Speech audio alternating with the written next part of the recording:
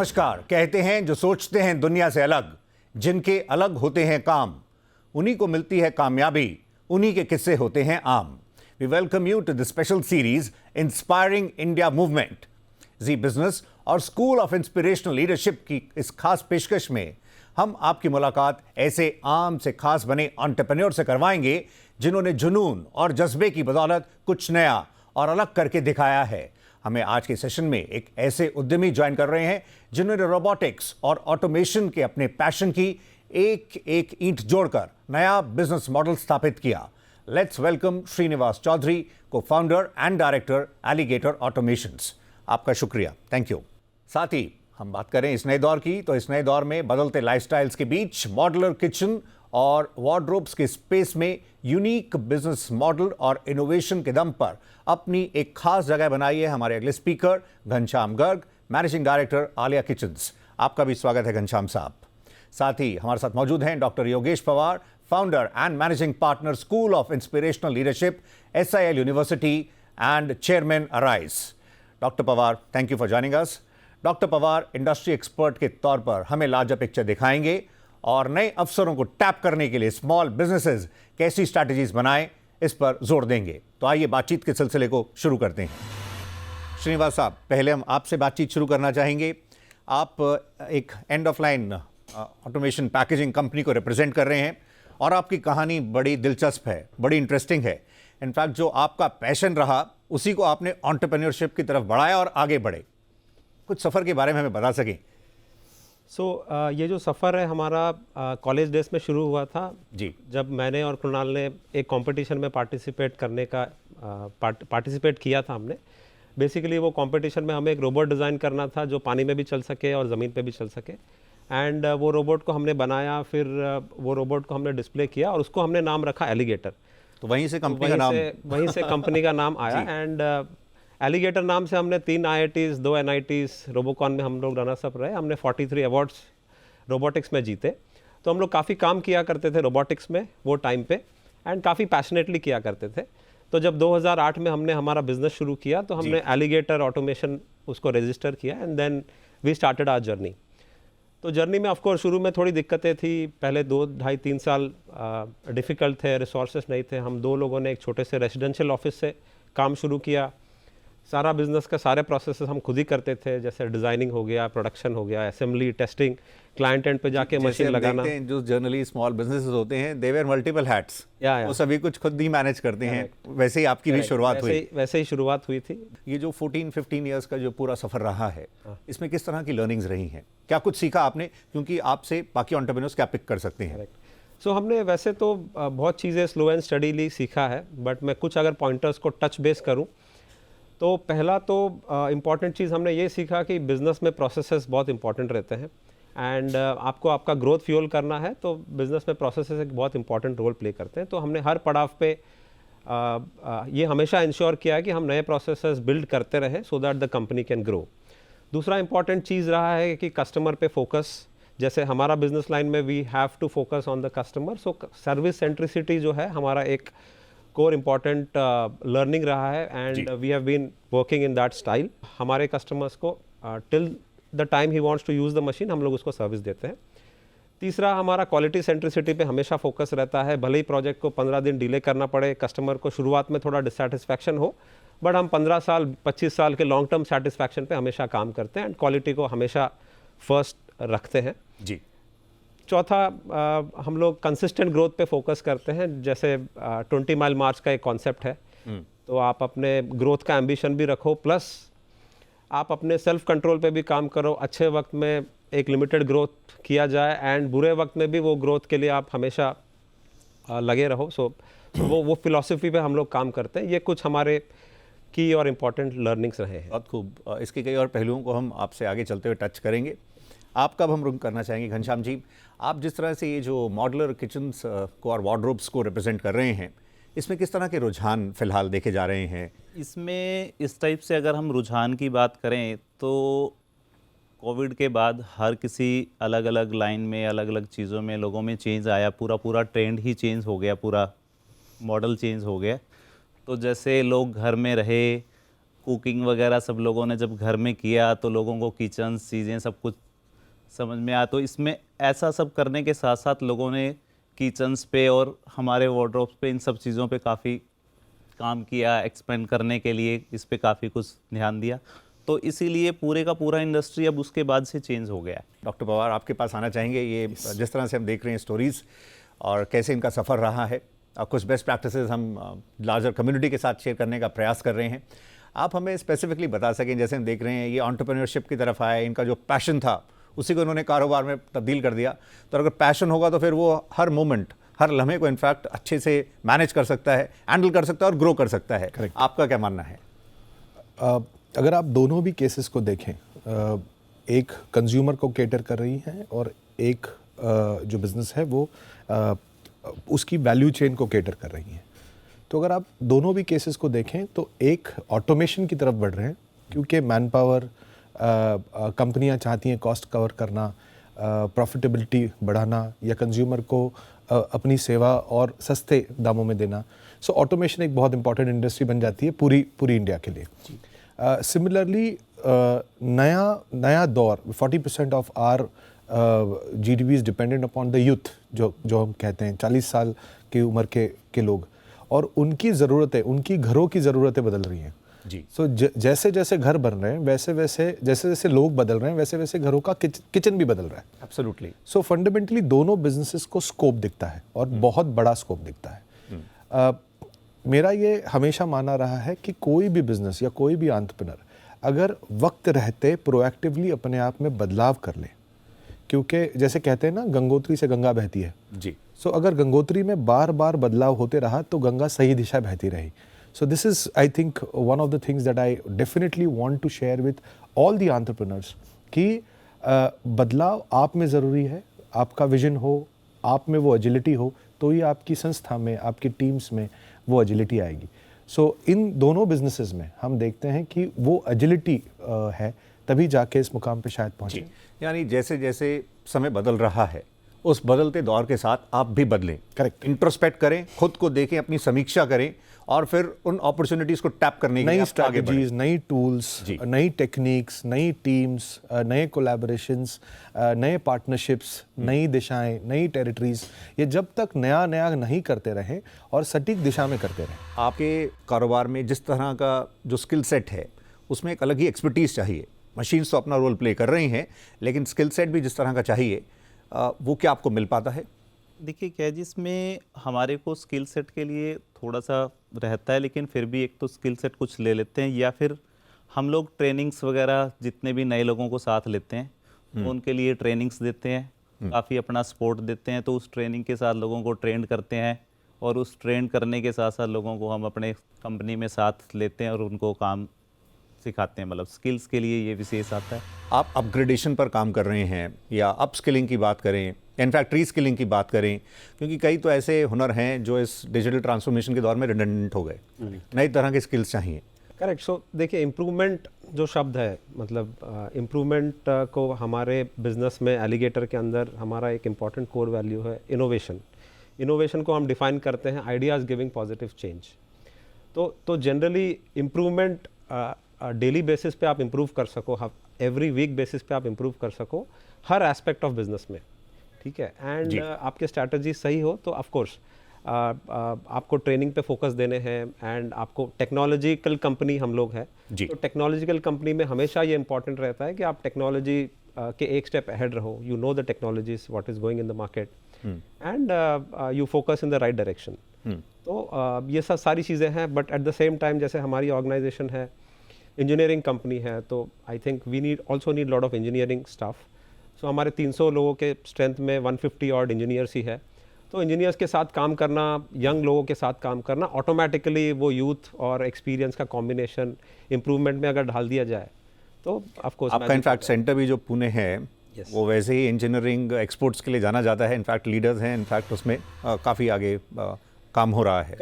Correct. So Poona of course manufacturing, automobile, ये space में काफ़ी हब है, इनफैक्ट एक हब है, one of India hub.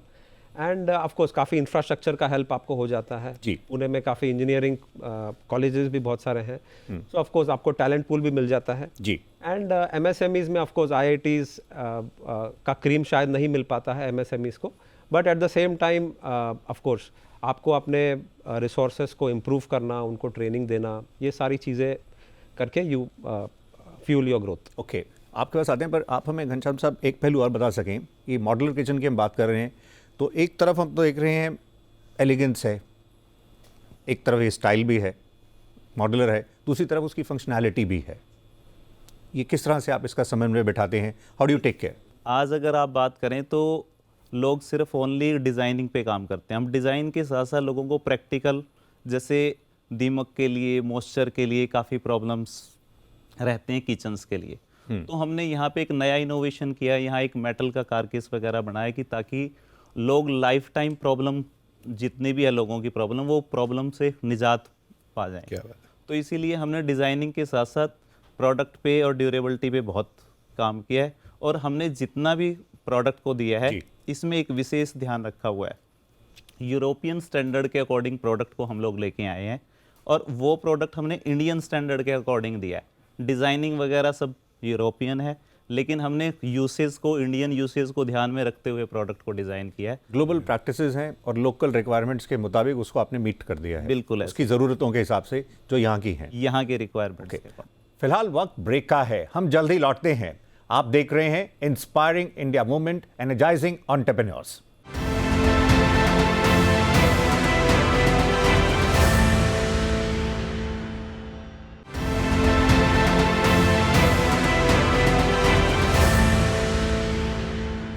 Welcome back. आप देख रहे हैं इंस्पायरिंग इंडिया मूवमेंट, एंटरप्रेन्योर्स की दमदार कहानी के सिलसिले को आइए आगे बढ़ाते हैं। तो बाबार, जैसे हम बात कर रहे हैं, ये जो प्रोसेस होता है प्रोडक्शन का, in fact starts designing of machines वगैरह, ये डिज़ाइनिंग वगैरह, ये कई पहलू हैं बिजनेस में। जब आप आगे बढ़ते हैं, इसको आप किस तरह से समझाते हैं? एक बहुत इम्पॉर्टेंट चीज़ जो मैं इन दोनों बिजनेसेस जब अब सुन रहा था, तो एक पैटर्न समझ में आया कि दोनों बिजनेसेस में भी लर्नेबिलिटी को फोकस किया गया है। बिल्कुल। ओके, एंड आई थिंक लर्नेबिलिटी को जब फोकस करता है कोई भी बिजनेस या कोई भी व्यवसायिक, तो अपने आप ग्रोथ शुरू हो जाती है। Point number 1। अब आपके सवाल के पास आते हैं कि जब मैं मैन्युफैक्चरिंग यूनिट चलाता हूँ या मैं कुछ चलाता हूँ, इसमें अगर आप देखें, मैं कोई भी प्रोडक्ट बना रहा हूँ, उन प्रोडक्ट्स को जी। अगर मैं मास यूटिलिटी के लिए बनाता हूँ, ग्लोबल यूटिलिटी के लिए, अगर मैं मास कॉस्टिंग पे काम करता हूँ, विच इज़ ग्लोबल कॉस्टिंग, या अगर मैं मास प्राइसिंग पे काम करता हूँ, which is again global pricing, और मैं मास अडॉप्टेबिलिटी पे काम करता हूँ। जैसे अभी घनश्याम जी ने कहा कि हमने प्रोडक्ट में इनोवेशन किया और ड्यूरेबल बनाया, बिल्कुल। सो अचानक वो मास अडॉप्शन हो गया। एब्सोल्युटली। अब इस वजह से कन्याकुमारी से लेके कश्मीर तक कोई किचन लगाना चाहता है, तो वो ड्यूरेबिलिटी को ध्यान में रखता है, क्योंकि इंडियन ऑडियंस को ड्यूरेबिलिटी का बहुत ही इंपॉर्टेंट वैल्यू है। राइट। जैसे श्रीनिवास जी ने बताया कि हमने इंजीनियरिंग कंपनी है और हम इनोवेशन पे फोकस कर रहे हैं। सो वो इंटरनल काम कर रहे हैं rather than looking at market. So adoption आसान हो रहा है। So that is, I think we should focus on. इनके और कुछ पहलू को टच करें, एक आप और भी बता सकें एक लार्जर मैसेज।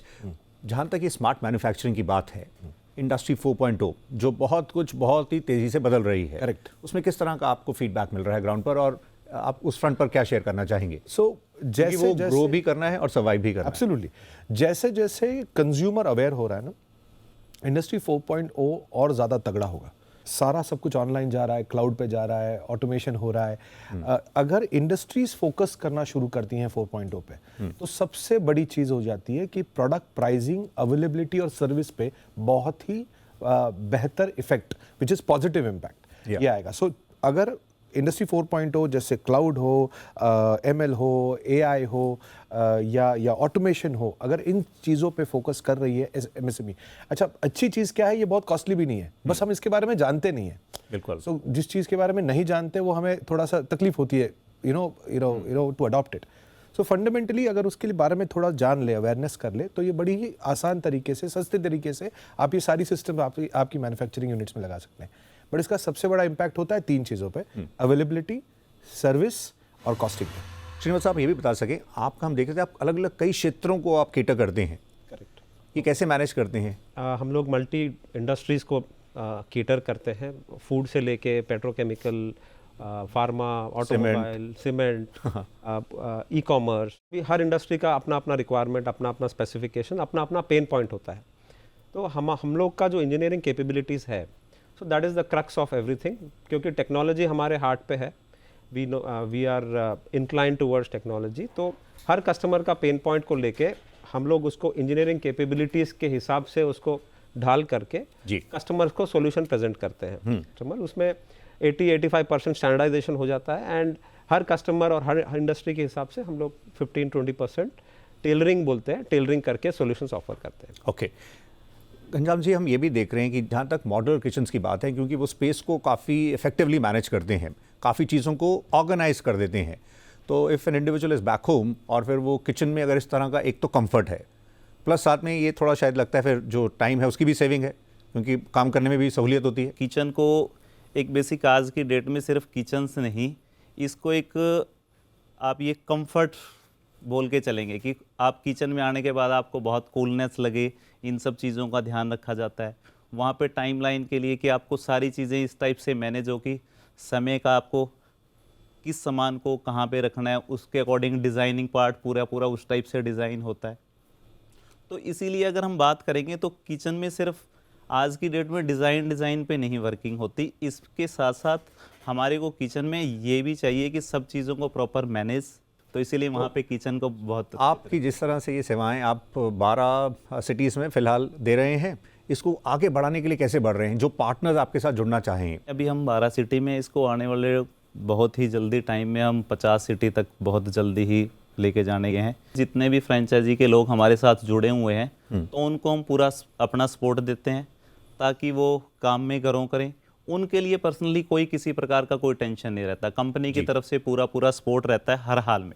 राइट। तो ताकि उनको पूरा इतना सपोर्ट मिले काम में कि कहीं उनको कहीं काम के लिए टेंशन ही ना हो, चाहे सर्विस के लिए हम बात करें या हम इंस्टॉलेशन के लिए बात करें या ड्यूरेबिलिटी या नई इनोवेशन के लिए, नया प्रोडक्ट जैसे ही मार्केट में चीज़ें आती हैं। तो हर लेवल से जितने भी हमारे फ्रेंचाइजी पार्टनर हमारे साथ जुड़े हुए हैं और नए लोग हमारे साथ आए।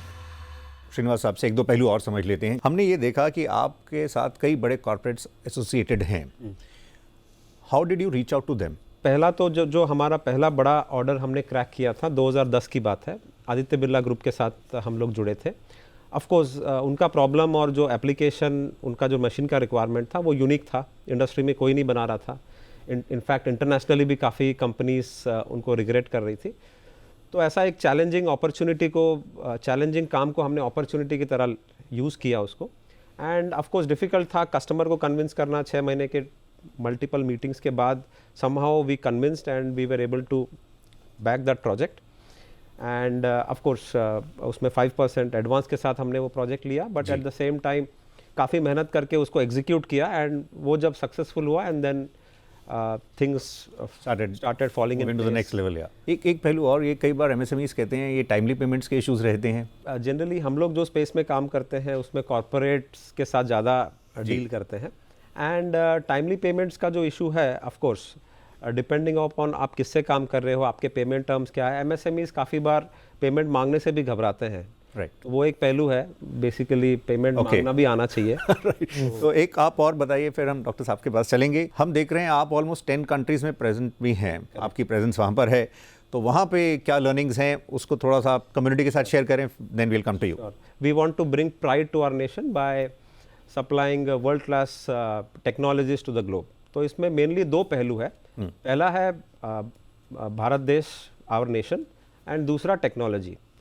तो जैसे हमने जो भी ग्रोथ हमने किया है that is by replacing European technologies in India.